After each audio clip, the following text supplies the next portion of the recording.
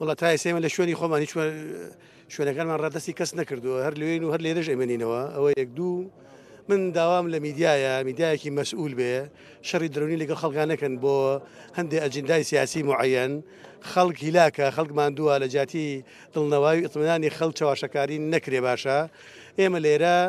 لە ڕابردووە لەگەڵ جێشی عراقی تەنسیقمان بووە ئێستش هەمانە بۆ داهاتوش ئەمان بێ و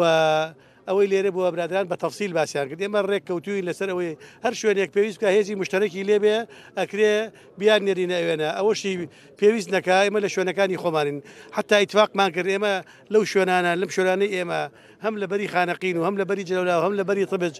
شوێنێکیان پێویستە معەنی بەچۆڵیکەن وتیان بمێنەوە دوای تەنسیقەکەین ژوورێکی عملیاتی مشتەرەکمانداناوە بۆ ئەوەی هەر خەلەلێک بێ لە ڕێگەی ژووری عملیاتەکەەوە بە هەردوو لامان معالەجەی بکەین کاک مەحموود باسی کرد ئەوەی تەنها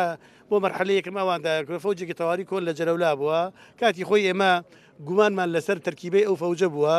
و خۆیان وتیان فەوجەکەمان بژار کردووە و ڕێگە نادەین هیچ کەسێک ببێتە مای دروستکردنی مشکلە ئەگەر هاوڵاتیەک بیکە لە ئێوە بوو بیدەنە محکەمە لە ئێمە بوو ئیدێنە بە پێی یاسە تەعاملی لەگەڵکەن پۆلیس و جێژ بیکە و حەشت بیکە بە پێی قانونی عسکەری ئەنزماتی عسکەری تەعاملیان لەگەڵاکەین ئەمە یعنی ئێمە بەڕاستی سدقێکی تەوامان لێبین و ئەکرێ لێرەوە سوپاسی موقفی ڕاستی و زەراش بکەین کە نوێنەرێکی تایبەتیان نردبوو زۆر بە احترامەوە زۆر گویان لێگرین ڕەنگە ئێمە لە قسەکانە زیادە ڕێویمان کردبێ بەڵام ئەوان بە وەکو بەشێک لە خۆمان تەعاملیان نەکرد بۆیە حەقیقەتەکە ئەوەیە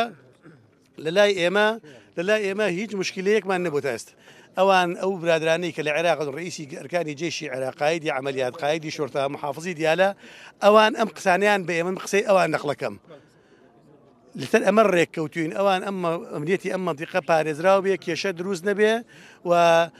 تعامل لەگەڵ خانەقین و جەولا وەکو قەزایەک لە خۆیان بکرد لە ڕووی پێویستەکانی و لە ڕێ ئەوانەوە ئەگەر خەلەلێکی تر بۆ وەختە دێن قسە ئەەکەینەوە یعنی من ئەمە قسەی من نییە قسەی ئەوانە نەقلەکەم بۆ بینەرانی خۆشەویست.